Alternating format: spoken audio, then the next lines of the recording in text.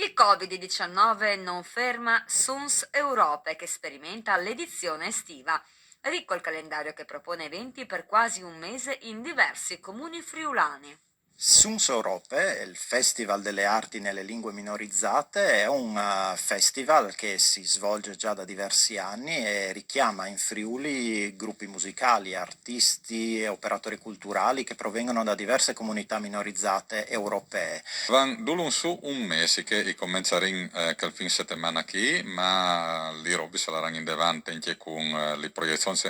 cinematografiche, la presentazione di libri e anche conferenze storiche, dulun su fin il 19 di settembre, sì che tigni monitorate il sito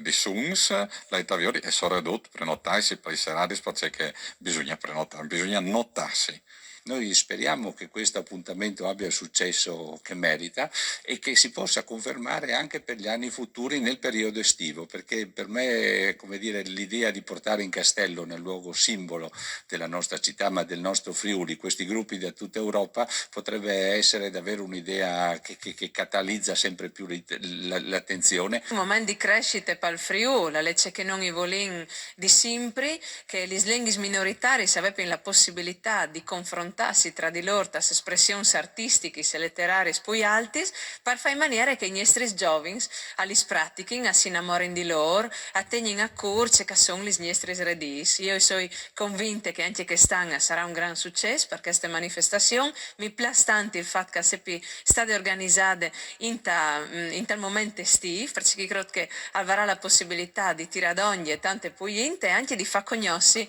chiantons al Friuli che tante volte si chialin distrattamente magari passanti in macchine.